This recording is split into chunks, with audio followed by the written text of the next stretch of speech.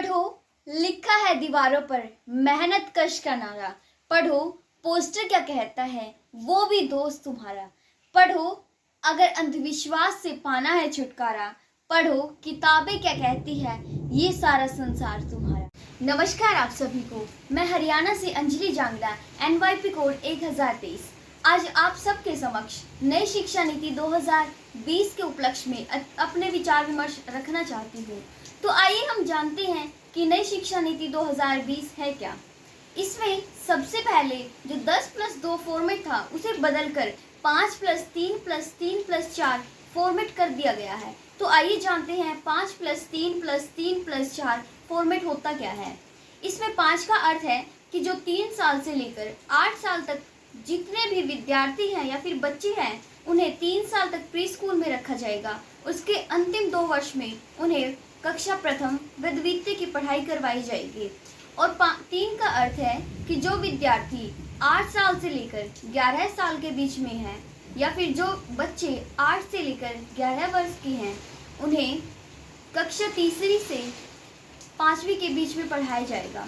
और अगले 3 का अर्थ है कि जो विद्यार्थी या फिर जो बच्चे 11 से लेकर 14 वर्ष के बीच में हैं उन्हें 6ठी कक्षा से लेकर 8वीं कक्षा के बीच में पढ़ाया जाएगा। और जो विद्यार्थी, इसमें 4 का अर्थ है कि जो विद्यार्थी 14 से लेकर 18 वर्ष के बीच में हैं उन्हें 9वीं से 12वीं कक्षा के बीच में पढ़ाया जाएगा। और इस दौरान उन्हें सैद्धांतिक ज्ञान के साथ साथ व्यवहारिक ज्ञान भी दिया जाएगा।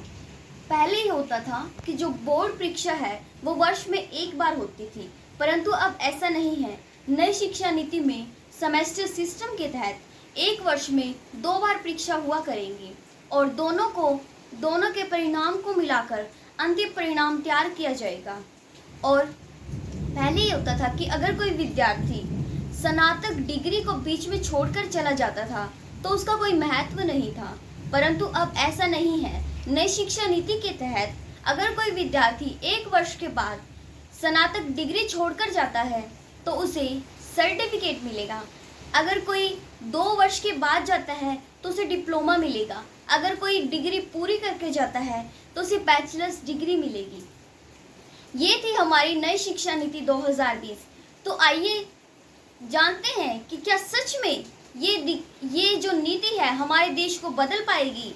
मेरे ख्याल से हाँ, ये जो नीति है हमारे देश को बदल पाएगी, क्योंकि इसमें शुरू से ही बच्चों को रचनात्मक कैसे बनाया जाए इस बात का पूरा ध्यान रखा जाता है। बच्चों को 3 साल तक रचनात्मक क्रियाओं के साथ जोड़ा जाता है ताकि बच्चे शुरू से ही रचनात्मक बने और उनकी रुचि पढ़ाई में बनी रहे।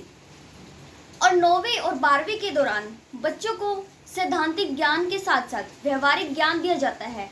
इससे बच्चे हुनरयुक्त और रचनात्मक बनेंगे और इसमें बच्चे नौकरी लेने वाले की बजाय नौकरी देने वाले बनेंगे।